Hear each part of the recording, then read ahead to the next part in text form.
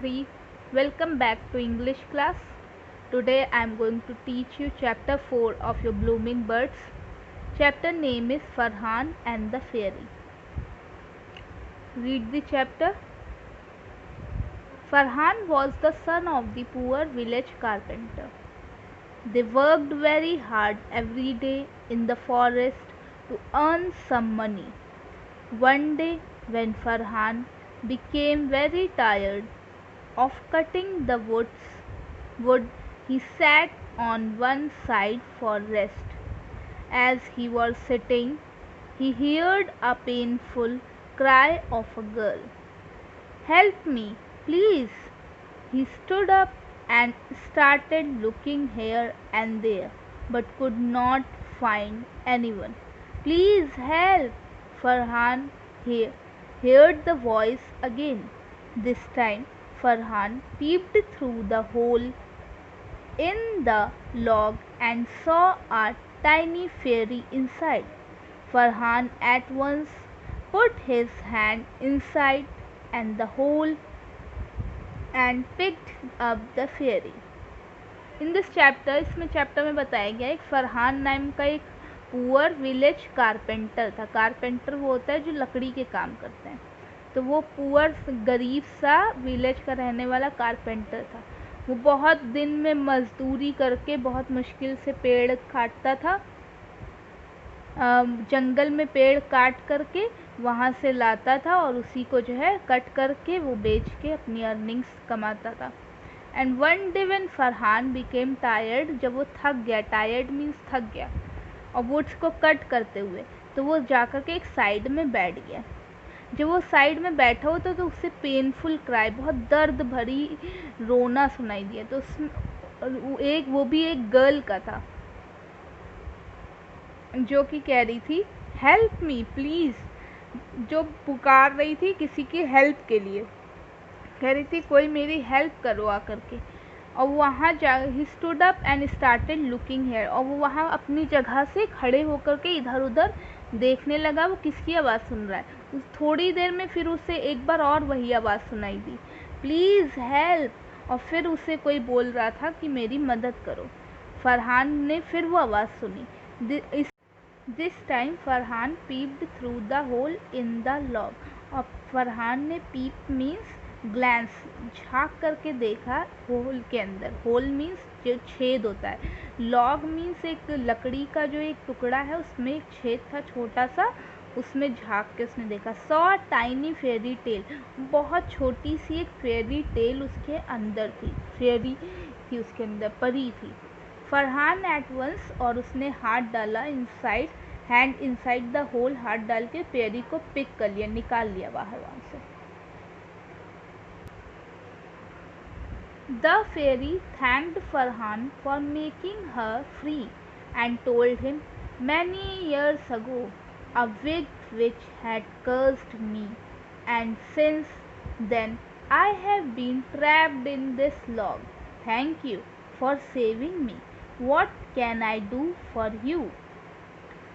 The ferry, Farhan को जब fairy tale को उसने निकाला तो फेरी टेल ने फरहान को थैंक किया, उसका शुक्रिया अदा किया कि उसने उसकी हेल्प की, उसे आज़ाद कर दिया. और उसने बताया उसे कि बहुत साल पहले एक जादूगरनी ने उसे, विक्ड मीन्स दूसरों के ऊपर, wicked means witch, a bad woman who cast spells over others. एक बैड वुमेन जो कि लोगों के ऊपर जादूगरनी, अपने जादूगरनी के मंत्र पढ़ती है लोगों के ऊपर, और वो भी उन लोगों का बुरा. आई हैव बीन, और उस टाइम से जब उसने उसको कर्ज किया था, उसके ऊपर बुरा मंत्र पढ़ा था, तब से वो उसके अंदर वहाँ फंसी हुई थी. थैंक यू फॉर सेविंग मी, और तुम्हारा थैंक यू, तुमने मुझे बचाया. Farhan thought for a while. He was very sad that his father had to work really hard every day, and still they were poor. Farhan composed himself and said, "Please make my father rich." Farhan सोचने लगा थोड़ी देर के लिए कि वो क्या wish करे, अपनी उस परी से क्या मांगे.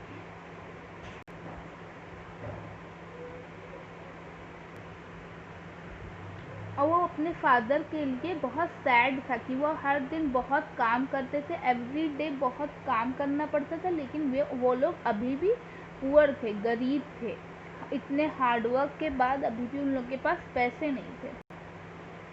And still they were poor. Farhan और थोड़ी देर उसने सोच समझ करके, कंपोस्ट करके थोड़ा, फिर उसने कहा please make my father rich, और मेरे फादर को रिच बना दो, हम लोग गरीबी से अमीर बन जाए, हम मेरे फादर अमीर हो जाए। बूम रूम जूम, और बूम रूम जूम करके उसने एक मंत्र पढ़ा। And said the fairy waving her wand and suddenly disappeared. Where did you go fairy? cried Farhan anxiously, but alas, the fairy had left. That evening, when Farhan and his father returned home, they were shocked to see they had turned into a big bungalow with a big iron gate. अब जब boom room zoom करके उसने उसके पर ये बोला, और फेरी अपनी वैंड, जो फेरी के पास वैंड जो छड़ी होती है, उसको घुमा करके, वेव मतलब घुमा करके, और फ़ौरन ही डिसअपियर हो गई, गायब हो गई।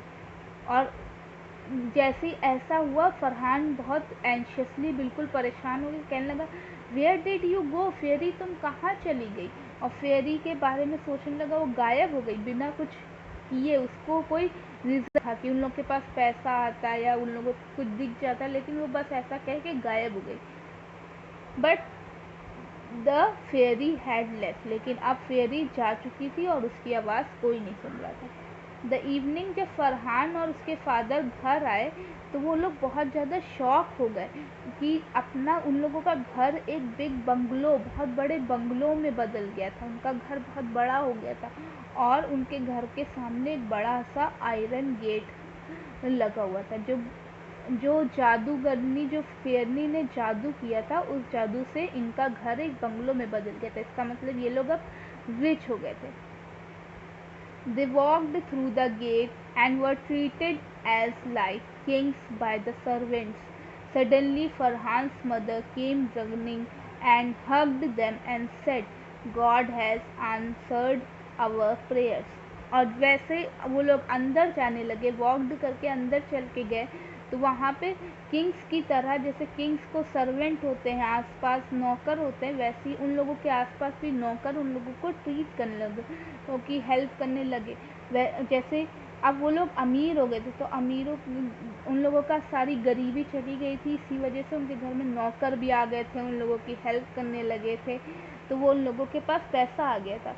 अब तभी फरहान की मदर अंदर से रन करते हुए, भागती हुई आई और उन लोगों को हग कर लिया, गले लगा लिया, और गले लगा के बोलने लगी, God has answered our prayers.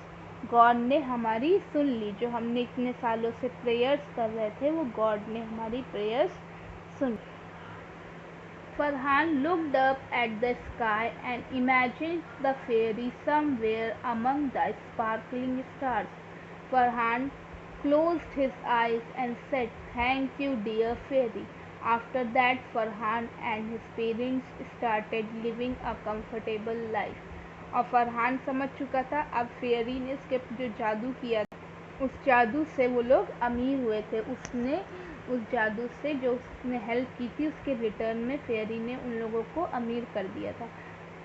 और फरहान ने आसमान की तरफ देखते हुए फेरी को थैंक किया, उसका शुक्रिया अदा किया कि कहीं ना कहीं वो स्पार्कलिंग मतलब शाइनिंग स्टार की तरह उन लोगों को देख रही हो। जिसने अपनी आईज क्लोज करी और बोला thank you fairy. After that Farhan और उसके पेरेंट्स बहुत ही अच्छी और कंफर्टेबल, आरामदायक लाइफ जीने लगे। अब उन्हें कोई भी परेशानी नहीं थी।